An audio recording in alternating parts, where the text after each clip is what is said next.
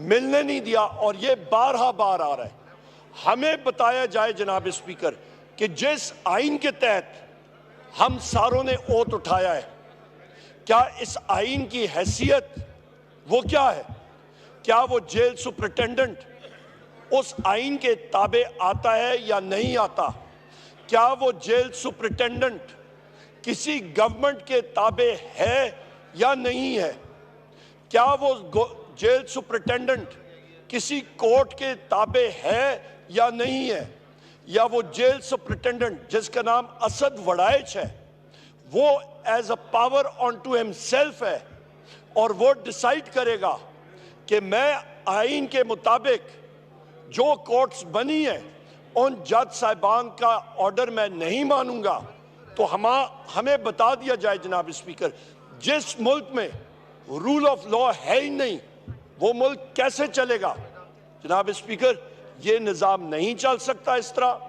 मैं यहाँ पे अपने सारे ऑपोजिशन मेंबर्स की तरफ से यहाँ पे मैं कहता हूँ कि आज जो ओथ लिया गया है उसका नल एंड वॉइड डिक्लेयर किया जाए।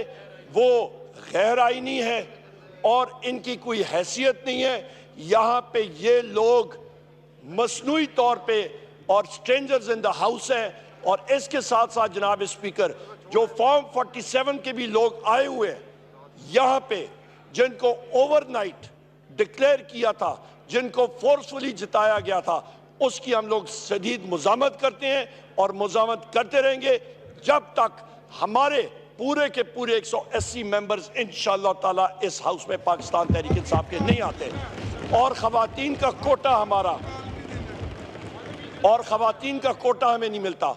आखिर में जनाब स्पीकर, मैं गुजारिश करूंगा कि आज ख़वातीन का आलमी दिन है और इस दिन को ख़वातीन के हकूक़ पे डाका डाला जा रहा है इन गैर आइनी और गैर कानूनी हलफ बर्दारी से। बहुत शुक्रिया जनाब स्पीकर। मैं इसमें गुजारिश ये करूंगा कि रेजोल्यूशन हमारे पास मुख्तलिफ आई हैं, अगर आप लोग इधर भी कंसल्ट कर लें। ये जी वुमेन्स डे की जी अटॉर्नी जनरल साहब, would you like to respond on this?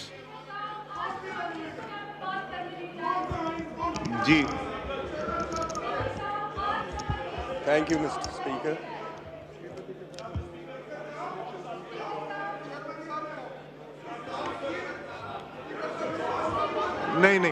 नहीं, अब ये जवाब देंगे। उमर साहब तशरीफ रखें, इनको जना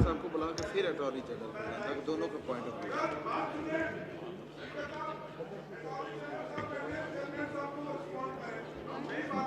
नहीं, ये जिन्होंने रिस्पॉन्ड करना है ना,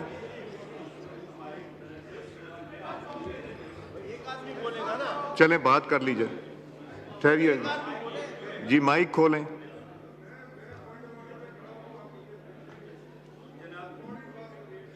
नहीं, अभी let's resolve this issue first, then we'll.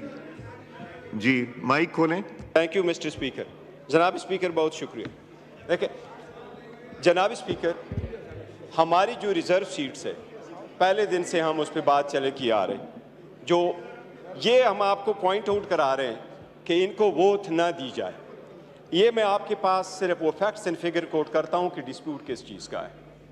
Pakistan Tehreek Insaf के बे कैंडिडेट्स जिन्होंने SIC को ज्वाइन किया, सुन्नी इत्तेहाद काउंसिल, वो हमारे 86 MNAs इस हाउस में और 9 MPAs सिंध असम्बली में हैं, 107 MPAs हमारे पंजाबी असम्बली में हैं और 90 MPAs हमारे KPK असम्बली में। इसके बेस पे इलेक्शन कमीशन के पास इस असम्बली में जो 60 सीट्स है नेशनल असम्बली में वोमेन जी, काइंडली प्लीज, आप लोगों की आवाज बहुत गूंज रही है बीच में।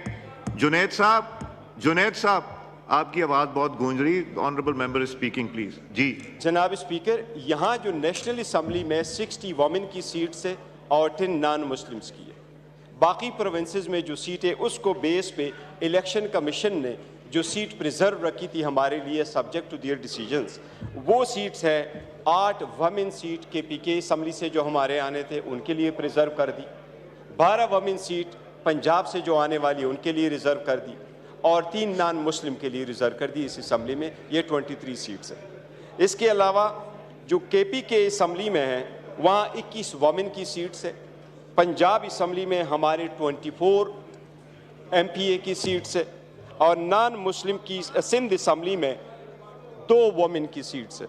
KPK में 21, पंजाब में 24 और सिंध असम्बली में 2। नाम ये टोटल स्पीकर साहब 47 सीटें बनती है। हमारी 8 नॉन मुस्लिम्स की बनती है प्रोविंशियल असम्बलीज़ में।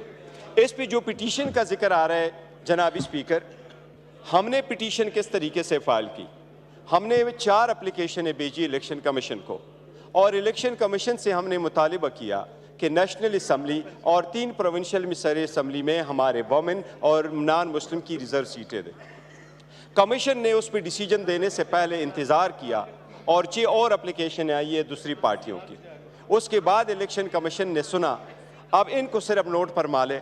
28 तारीख को हेयरिंग हुई, 1 तारीख को इलेक्शन कमीशन ने उस पर ऑर्डर किया 1 मार्च, लेकिन इलेक्शन कमीशन ने अपने ऑर्डर को अनाउंस नहीं किया। इलेक्शन कमीशन ने ऑर्डर अनाउंस किया 4 तारीख को 4 बजे दिन। 4 तारीख को 4 मार्च को इलेक्शन कमीशन ने ऑर्डर अनाउंस किया और 4 मार्च को ही नोटिफिकेशन इशू की।